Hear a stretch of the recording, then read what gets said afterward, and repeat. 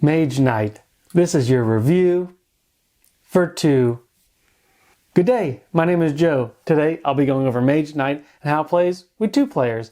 Now Mage Knight is a 1 to 4 player experience where there are solo little missions you can do. There are cooperative missions you can do with 1 to 4 players, and there are head-to-head competitive missions that you can do, all while trying to complete the goals of the scenario, uncover tiles, make your knight stronger, and hopefully by the end you have the most fame. So let's see a little bit more how to play. So I'm not going to go too far in the details of how to play, but Mage Knight is a card-driven game where you'll be playing these cards on your turn to move across the map, to uncover these tiles, to fight these enemies, all while defeating them and gaining fame, getting more cards, leveling up so you can have a larger deck.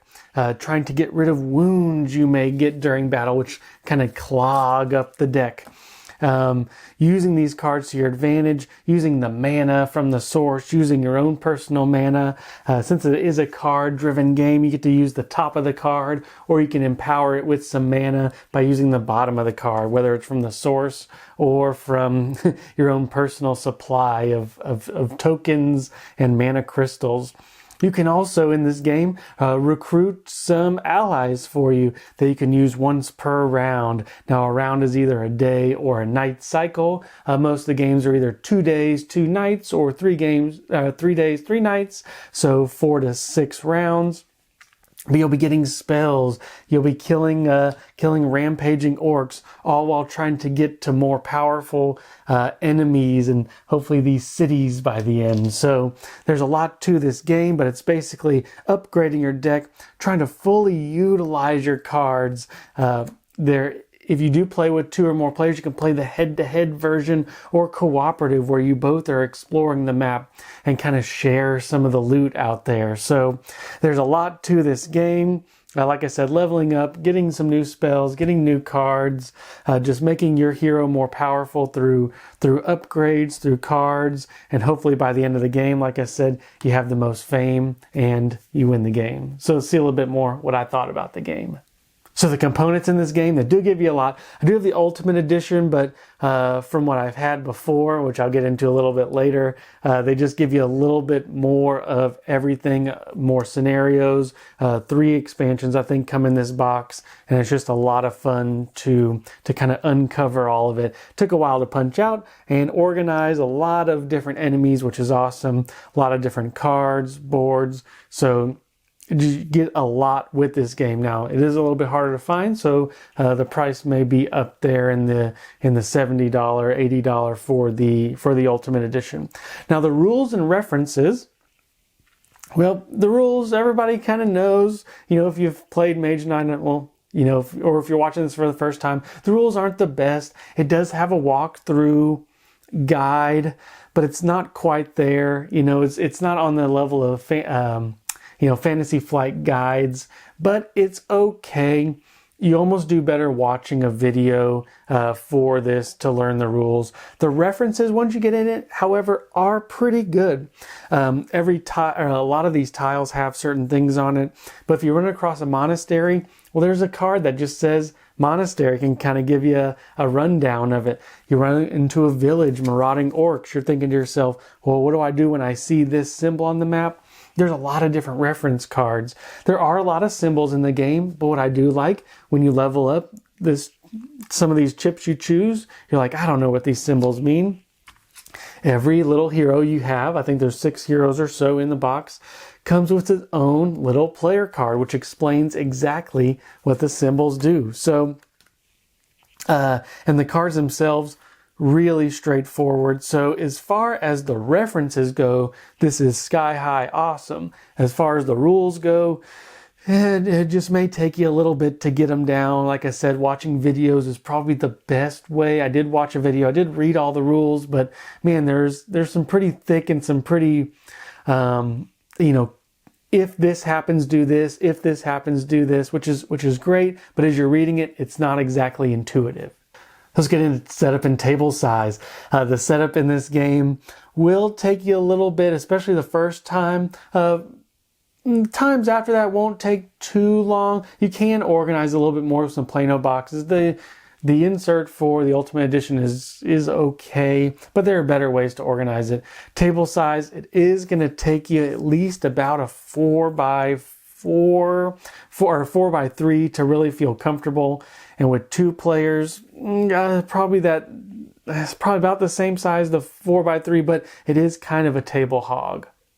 So let's get into the gameplay, and that is where this game does shine. Gameplay is a lot of fun in this game. Just, you don't realize that getting a card on one of the first turns and being able to play that card potentially 6 times, how impactful it may be.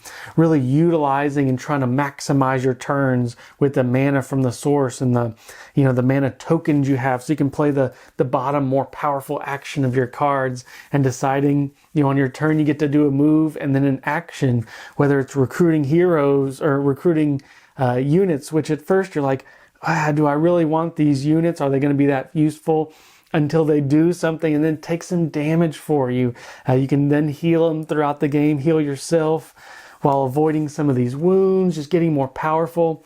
The gameplay and the card play in this game is really great. Now, it is kind of tough to get to the table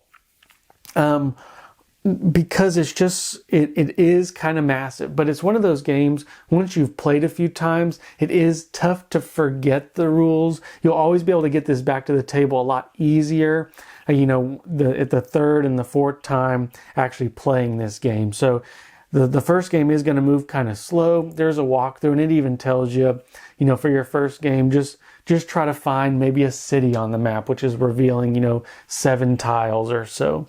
But the gameplay is a lot of fun. Just adding cards to your deck, making big decisions. And you guys, one of my biggest things in the game is choice.